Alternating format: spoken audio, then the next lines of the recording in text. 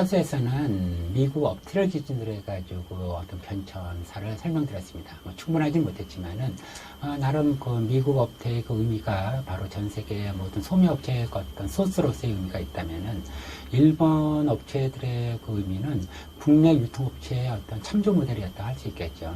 사실 90년대 중반 이후에는 우리나라도 미국이나 뭐 유럽 쪽의 업체들에 대한 벤치마킹을 많이 했지만은 90년대 전만 하더라도 우리나라에서 해외 선진업체를 조사한다면 뭐 거의 뭐 열이면 뭐 열 다 일본 위주로 보고 이렇게 일단 배워왔다 할 수 있습니다. 그래서 국내에 할인점을 제외하고는 다른 업체들은 거의 일본 모형을 따라왔기 때문에 일본 업체를 이해하는 거는 바로 우리나라 업체의 어떤 그 특성을 이해하는 측면에서도 큰 의미가 있을 것 같습니다.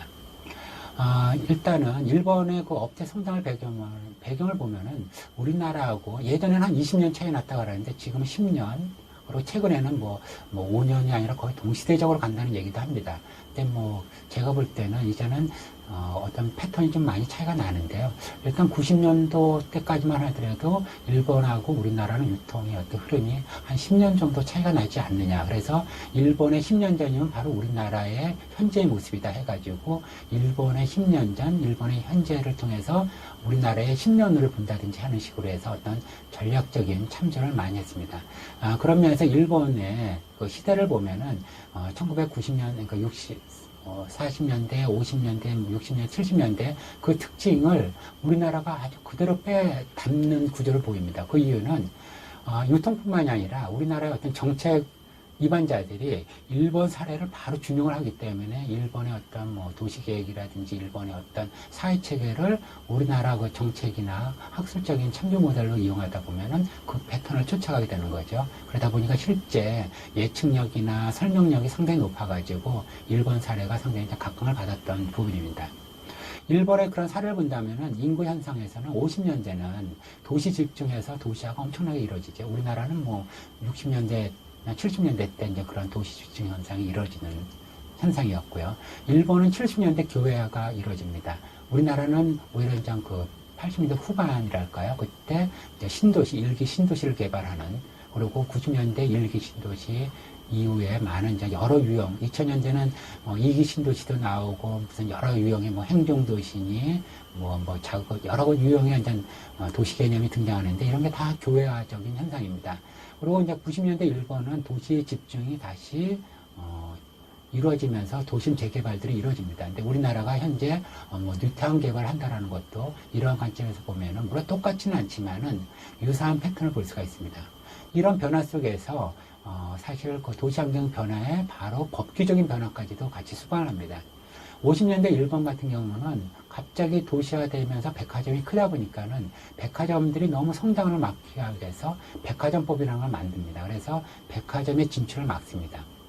그러다가 70년대 들어오면은 대전법이라고 해가지고 백화점만 막는 게 아니라 규모가 큰 어떤 뭐 양판점이라든지 이런 쪽은 하여간 뭐 지역 주민의 의견을 수렴하고 뭐 하라 하면서 다 규제를 합니다. 그러다 보니까는 결국은 대형점들이 나오지 못하는데 그 배경이 바로 현재 우리나라처럼 중소유통업체나 지역 유통업체들을 보호한다는 명분이었습니다.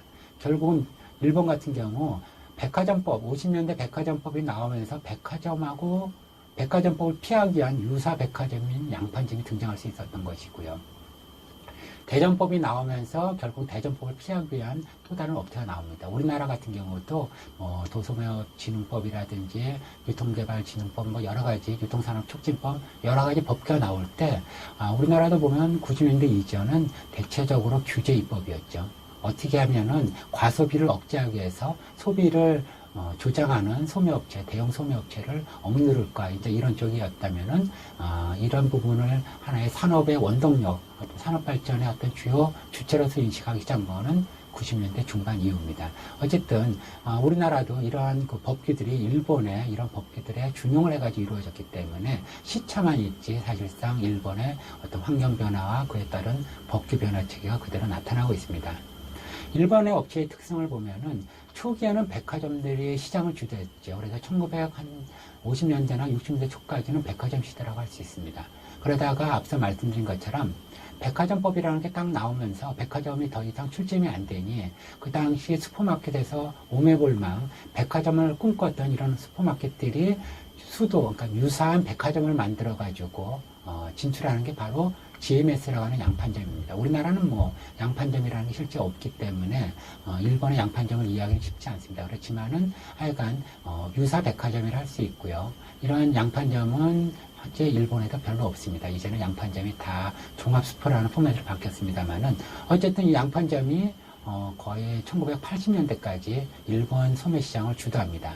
그러다 이제 90년대 들어오면서 어떤 쇼핑센터처럼 양판점 업체들이 어떤 쇼핑센터 포맷으로 바꾸면서 어떤 대형 점포를 놓고 거기에 테넌트 샵들을 꾸미는 이런 쇼핑센터, 그 다음에 많은 편의점들이 시장을 주도하고 있고요. 현재는 일본도 그렇고 우리나라도 그렇고, 우리나라는 아직은 좀 약합니다만은 어떤 대형화된 쇼핑센터가 차세의 유통구조로 지금 바뀌고 있습니다. 그런 면에서 현재는 쇼핑센터가 진출한다는 것은 쇼핑센터는 하나의 업태라기보다는 다양한 업태들이 들어가 있는 어떤 소매 집적이죠. 그러니까 쇼핑센터를 구성한다는 것은 엄청나게 다양한 업태들이 존재한다는 겁니다. 그런 거를 담는 그릇이기 때문에 결국 현재는 업태가 분화돼 가지고 여러 업태들이 나름대로의 시장 위치를 차지하면서 발전하는 그런 단계라 할 수 있겠습니다. 그래서 앞서 말씀드렸던 것처럼 일본 소매업체의 변천을 보면은 50년대 백화점 시대, 그리고 60년대는 백화점화 양판점하고 병행해서 성장했던 시대고요. 70년대 업태 다양화 시대, 80년대 업태 분화 시대라고 합니다. 그리고 현재 2000년대는 바로 백화점은 쇠퇴하고요, 양판점은 소멸했습니다. 그 다음에 지역 슈퍼마켓들이 급격히 성장하면서 2위서부터 한 7위 정도 일본 소매업계의 상위를 랭크하고 있고요. 그 다음에 편의점들이 한 5만 개까지 될 정도로 지역 곳곳이 편의점들이 이제 등장합니다. 그래서 일본은 아직도, 그러니까 우리나라는 아직도 소위 말하는 구멍가게들이 많이 있지만은 일본은 웬만한 지역에서 이제 구멍가게 형태의 재래식 가게들, 이런 점포들은 거의 다 없어졌고요. 그 자리를 다 편의점들이 차지하고 있습니다. 그러면서 앞서 말씀드린 것처럼 어떤 지역 중심은 어떤 교외형이라든지 이런 도심 재개발형 쇼핑센터들이 그 위치를 차지하고 있습니다. 일본 역시 주요 대형 업체들은 M&A에 의해서 크게 지금 성장을 주도하고 있는데, 사실 어떻게 보면 성장이라기보다는 생존을 하기 위해서 비효율적인 부분을 쳐내다가 그것도 모자라서 어떻게 이제 주요 본부 기능이라든지 지원 기능을 공유하는 차원에서 자본적 제휴, 업무적 제휴가 이루어지다가 이제는 아예 합병을 하고 있습니다. 그래서 현재 일본에 보면은 소고 백화점하고 세이브 백화점이 합쳐져서 밀레니엄 리테일링이라는 하나의 회사가 됐습니다. 근데 세이브 같은 경우만 해도요, 거의 80년대 일본 그 유통업계 1위 업체였고요. 소고 같은 경우도 연방제 경영으로 유명한데 지역 자본하고 제휴해서 백화점으로서 상당하게 크게 성장했던 업체입니다. 근데 이들 업체들이 다 사실 망하면서 합쳐가지고 현재 이제 밀레니엄 리테일링으로 되어 있고요. 이 밀레니엄 리테일링을 지금은 또 다른 좀 이토요가토 쪽의 계열에 이제 포함돼가지고 더 큰 지금 세븐앤홀딩스라는 쪽에 이제 그 지주회사 쪽에 포함되고 있습니다. 그 다음에 그 패션 또 MD의 이세탄이라는 이세탄하고 그 다음에 진짜 그 일본의 최초의 백화점이고 제일 오래된 백화점인 400년 이상의 역사를 자랑하는 미쓰코시가 합쳐져서 이세탄 미쓰코시 홀딩스가 됐습니다. 그래서 이 두 백화점 모두 다 대단한데 일단 브랜드는 따로 운영하지만 법적으로는 이제 하나의 회사가 됐고요. 그 다음에 오사카 쪽에는 한신하고 한큐가 합쳐져 가지고 H2O 리테일링이라는 그 지주회사 쪽에 편입되어 있습니다. 또 오사카 쪽에 그 다이마루하고 그 다음에 동경 쪽에 마치자카야가 합쳐서 J프론트 리테일링이라는 이런 업체로 크게 이제 또 하는데, 이렇게 합병되는 배경에는 바로 이제는 할인점이라는 그 대형 업체들하고 경쟁에 살아남기 위해서는 이렇게 이제 침체된 시장에서 스스로 노력하기보다는 여러 자본적 제휴를 통해 가지고 서로 공유하면서 부진 매장을 스크랩, 즉 없애가면서 이렇게 갱생을 한다든지 하는데, 사실 비약적인 성장을 이루지는 못하고 있고요. 그냥 단순히 생존해 나가는 수준에서 살아남고 있습니다. 그런 면에서 아직도 백화점이 크게 성장하고 있는 우리나라에 비해서는 많은 차이가 있겠죠. 그래서 일본의 백화점은 이제 뭐 생존의 시대라고 할 수 있는데 우리나라는 아직도 이제 성장 시대고요. 그렇지만은 어느 정도 뭐 나라별 차이는 있겠지만은 어느 정도 기간이 지나면은 백화점도 또다시 변신을 해야 되지 않나 이런 생각이 듭니다. 근데 그 시점이 언제인지는 사실 쉽게 예측할 수는 없습니다. 나라별 차이, 또 국민성의 차이 뭐 이런 거가 있기 때문에 앞서 말씀드린 것처럼 일본과 우리가 이제 뭐 10년 차이가 난다든지 5년 차이가 난다든지 하는 것 자체가 이제 의미가 없겠죠. 전체적으로 본다면은 거의 동시대적으로 갔든지 뭐 이런 차이가 있다고 보이겠습니다.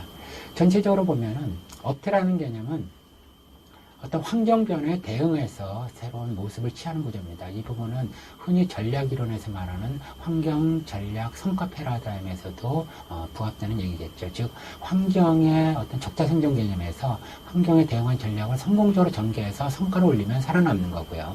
그렇지 못한 업체들은 뭐 합병을 당하든지 매각이 된다든지 새로운 업체로 변신을 하는데 결국 중요한 거는 환경 변화를 어떻게 선취한다든지 환경 변화를 얼마나 잘 대응해서 새로운 고객의 소구할 수 있는 업체를 만들어내느냐. 그것이 바로 유통업의 살아남는 배경입니다. 앞서 말씀드린 것처럼 일본의 사례는 여전히 우리나라한테 주요 시사점이 되고는 있는데요. 일본의 그 어떤 환경 변화를 본다면은 결국은 많은 백화점이 등장한다든지 또 어떤 역사 백화점이 등장하고 전문점들이 등장한다든지 이런 배경들, 그거 새로운 스타일의 어떤 업체가 등장하는 배경을 보면은 그 배경에는 어떤 지역 환경이라든지 고객 환경이라든지 또 어떤 법규 환경이라든지 이런 변화에 대응을 하고 있습니다.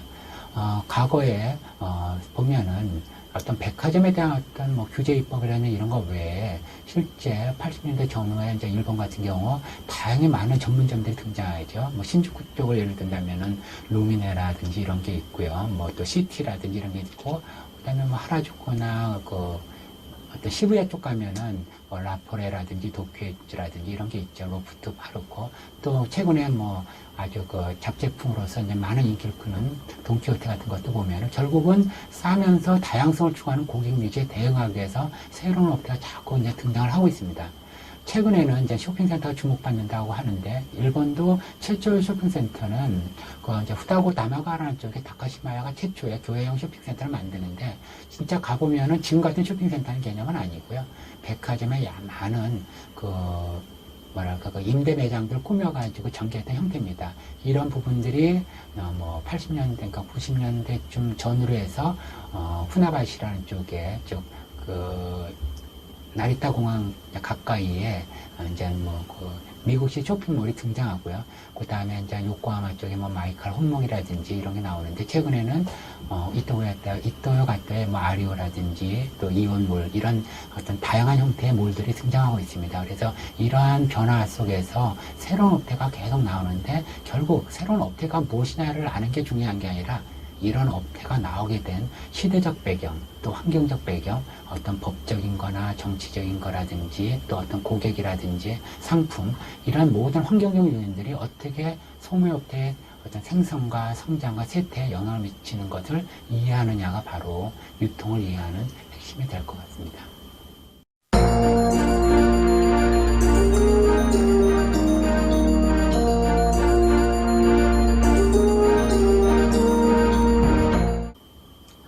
이번 시간은 이제 미국의 주요 업체를 중심으로 해서 업태의 어떤 변화 모습을 소개하고자 합니다. 계속 저희가 이제 그 미국의 업태를 설명드리는 이유는 무엇보다도 앞서 말씀드린 것처럼 미국의 업태는 사실 소매업의 원천이라고 할 수 있죠. 사실 뭐 우리는 일본의 영향을 받았다지만은 일본은 또 미국의 영향을 받았고요. 또 현재 어떤 유통 패러다임을 좌지우지하는 쪽이 여전히 미국이라 할 수 있습니다.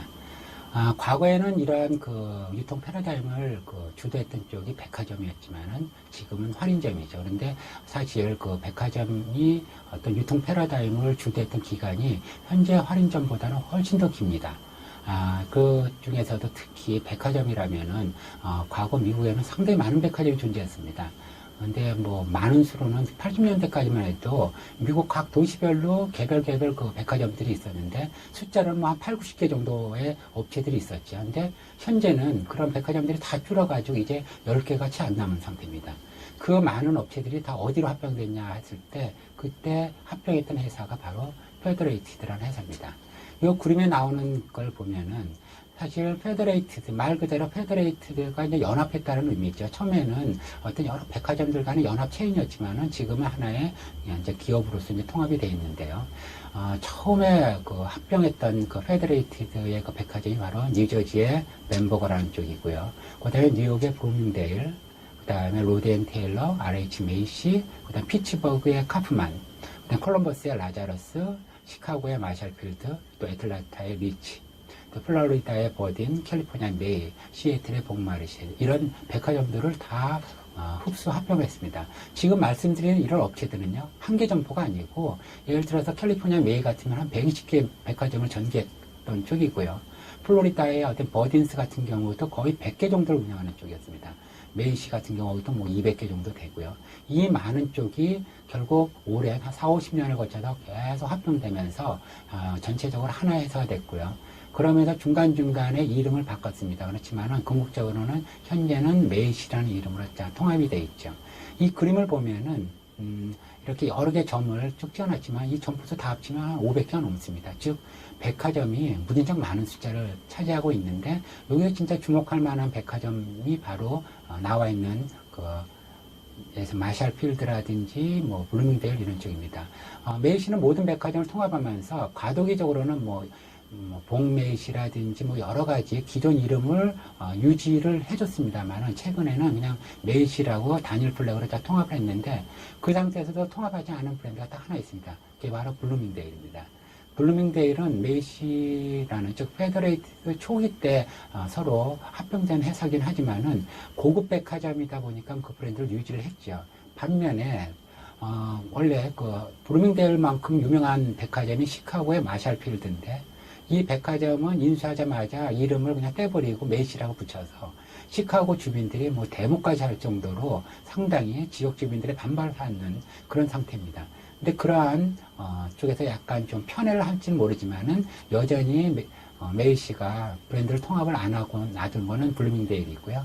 또 로드앤테일러 같은 경우도 인수 합병해가지고 어느 정도 유지하다가 지금 다시 재매각을 했습니다. 그래서 이쪽 로드앤텔러는 딸이 운영되는 그런 구조로 되어 있습니다. 그래서 여기 그림을 보시면은 미국의 각 동부, 서부, 중부 이쪽에 다양한 백화점 체인이 어떻게 하나의 메이시로 통합되는지를 보여주고 있습니다.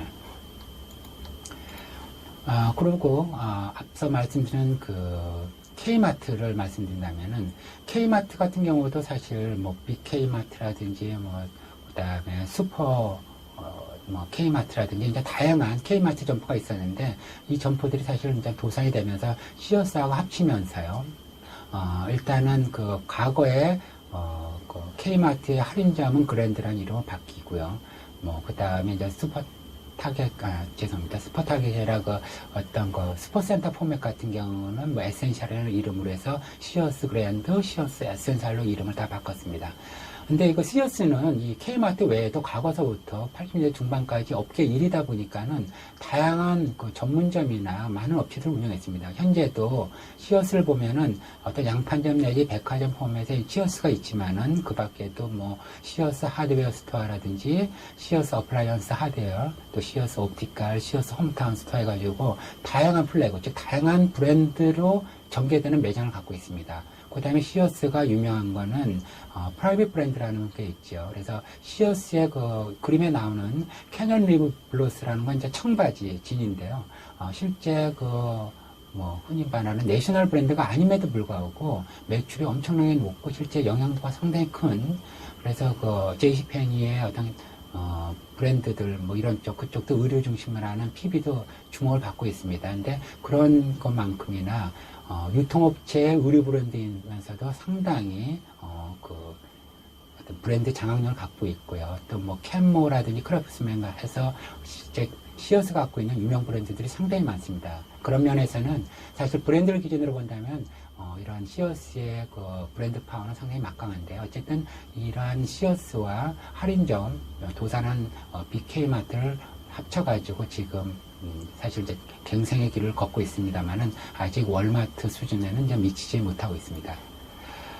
2000년대 들어서 미국 소매업체는 상당히 많은 업체들 간에 이제 흡수 합병이 이루어집니다. 앞서 말씀드린 것처럼 시어스는 또 있던 2002년도에 랜드샌드라는 이런 쪽 업체들 또 합병을 했고요. 월마트는 영국의 아스타를 1999년도에 인수 합병합니다. 그리고 네덜란드의 어홀드가 미국의 큰 그 동부 쪽의 슈퍼마켓 체인이죠. 자이언트도 흡수 합병했고요. 크로거라고 슈퍼마켓에 1, 2위를 다투는 업체입니다만은 이 크로거가 프레드 메이어라고 해서 슈퍼센터 포맷의 대형 할인점 슈퍼센터를 인수를 합니다. 그 다음에 sak스 피프스라는 쪽을 소유하고 있는 업체들은 과거에 프로페셔널 백화점이 sak스 피프스를 인수하는 게 98년도고요. 지금은 다시 또 이제 다른 그 사모펀드에다 매각이 되어 있는 상태입니다만은 2000년도 전후로 해가지고 많은 업체들 간의 그 흡수 합병이 이루어집니다. 그래서 실제 미국은 성장의 패턴 자체가 우리나라처럼 업체들이 직접 땅을 사서 건물 짓고 하는 게 아니고요. 건물 짓는 건 디벨로퍼라는 쪽에서 다 건물 짓면은 건물은 이제 임차해가지고 백화점이든 할인점을 영업하는 그런 스타일이라서 우리하고 좀 차이가 있습니다.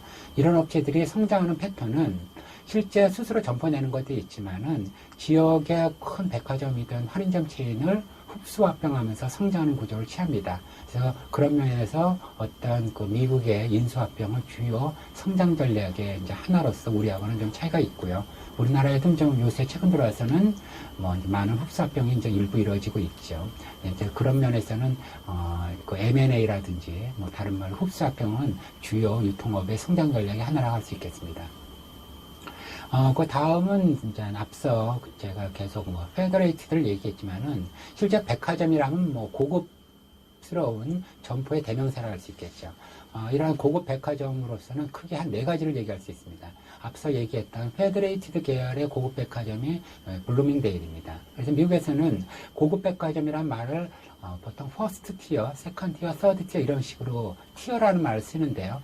지금 말씀드리는 게 다 퍼스트 티어, 즉 고급, 최고급 백화점입니다. 그래서 이런 최고급에 해당되는 게 니만 마커스, sak스 피프스, 그 다음에 노드스트럼, 블루밍데일 같은 개념이고요. 이 중에서도 제일 고급스럽다면 아마 니만 마커스나 sak스 피프스라고 할 수 있겠습니다. 어쨌든 이 4개 백화점들은 상당히 고급 점포고요. 점포 분포도 보면은 주요 도시, 대도시를 기준으로만 출점하고 있습니다. 노드스트럼이 조금 예외적으로 이제 많은 점포를 하고 있는데, 원래 노드스트럼은 신발 가게에서 시작됐고요. 그 다음에 이제 2000년도 전후에 노드스트럼의 서비스로 해가지고 상당히 많이 유명세를 탔죠. 그렇지만은 앞에 나와 있는 sak스라든지 니만 마커스나 이런 거에 비해서는 약간은 고급 수준에서 격은 떨어지지만은 그래도 고객 만족을 위해 서비스 쪽인 측면에서 상당히 주목받는 업체에 해당되어 있습니다. 그래서 지금 실제 아주 고급 백화점의 전형을 보겠다 그러면 아마 니만 마커스나 sak스 피프스 에비뉴 같은 데를 권할 수 있고요. 또 니만 마커스에서 자회사로 한때 운영했던 버그더 푸큰맨, 즉 그 뉴욕에 가면은 그냥 그 버그더 푸큰맨 매장이 있는데요. 그 센트럴파크 바로 앞에 거기는 남성관이나 여성관을 보면은 진짜 지금 한 20-30평 매장에 옷을 한 30벌밖에 안 걸어놓을 정도로 고급 살롱이 나오죠. 그래서 영화 이런 그 귀여운 우먼인가 그 프레티 우먼 이런 영화에 나오는 매장들이 바로 그런 고급 매장입니다. 그래서 이런 고급 매장이 어떤 특징을 갖고 있고요. 그 다음에 슈퍼마켓도 보면은 여기에 보면은 주요 크로거를 보면은 크로거가 전개하는 매장들이 이제 여러 유형들이 있습니다. 근데 기본적으로 그 메이저도 이제 크로거의 점포고요. 나머지 부분은 그 지역 체인들을 인수하면서 그 동네 지역 체인 이름을 최대한 이제 활용하고 있는 그런 구조가 되겠습니다. 옆에 있는 슈퍼밸류도 보면은 옆에 지역별로 조금씩 이름이 좀 틀리죠. 세이봉이라든지 좀 여러 개의 업체 이름들을 쓰고 있는 이유는 뭐냐면은 지역 체인을 인수하면서 해당 지역의 이름들 그동안 써왔던 지역 주민들이 로얄티가 있는 이름을 그대로 유지하고 있는 그런 구조입니다. 그거는 세이프웨이도 마찬가지고요. 그래서 전체적으로 본다면은 미국 슈퍼마켓들은 동부 에파라치아 산맥 오른쪽에 전개했던 쪽에서 시작된 슈퍼마켓이 있고요. 그 다음에 로키 산맥 서부 쪽에서 위치하는 캘리포니아 쪽에서 이렇게 성장했던 업체들 이런 식으로 많이 차이가 있습니다. 옆에 있는 그 웨이스 같은 경우는 동부 일부 지역에서 이렇게 지역 체인으로 다 성장하는 이유는 결국 물류센터죠. 뭐 전국에다가 물리세를 다 깔아놓으면 전국 체인이 되는데 슈퍼마켓처럼 이렇게 선도를 중시하는 이런 상품을 취급하는 업체에서는 전국에다가 물류센터를 놓기는 어려운 부분이 있습니다. 그렇다 보면은 결국은 지역 체인으로 성장하다가 좀 더 자본력이 있는 큰 업체에서 이렇게 흡수합병되면서 현재는 이제 전국 체인 정도의 규모로 크게 발전하는 그런 개념이 되겠습니다. 또 업태 변신 관점, 앞 차트에서도 잠시 설명드렸지만은 업태 변신은 결국 뭐냐면 살아남기 위해서는 계속적으로 변해야 된다는 거고요. 미국 많은 업체들이 살아남기 위해서 실제 업태를 변신한 경우가 바로 자이르가 됩니다. 자이르는 80년대까지만 해도 뭐 서열 한 30위권 내외에 존재하는 할인점이었는데 결국은 뭐 K마트도 망해가는 그런 상황이고 또 뭐 월마트 같은 경우 치고 올라오는 상황에서 실제 할인점 영업의 한계를 느꼈던 거죠. 그 상태에서 할인점 사업을 매각하고요. 그 매각 대금이라든지 뭐 이런 걸 통해서 새로운 사업을 전개하면서 했던 게 두 가지. 하나가 OPS의 TJ Max고 또 하나가 MWC, 즉 멤버십 홀세일 클럽의 BJ 홀세일 클럽이 이제 바로 자이루가 나름대로 변신한 업체입니다. 현재는 두 OPS인 TJ Max라든지 BJ 홀세일 클럽이 뭐 별도 회사긴 합니다만은 결국 할인점의 한계를 느끼고 업태를 변신하면서 TJ Max도 OPS 업계 1위가 됐고요. BJ 홀세일 클럽 같은 경우도 일단은 나름대로 MWC 업계 빅3에 올라왔습니다.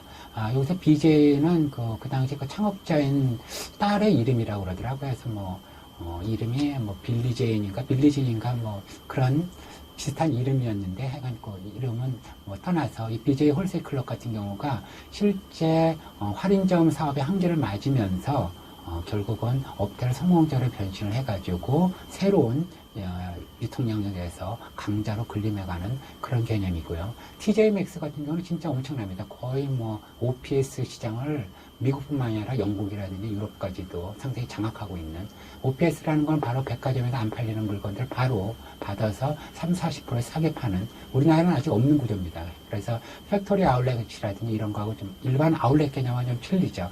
그래서 우리나라에 많은 프리미엄 아울렛이 있지만은 그런 프리미엄 아울렛급하고 비슷하지만은 상품은 프리미엄급이 아닌 이제 그런 쪽에서 취급하는 부분이 OPS가 되겠습니다.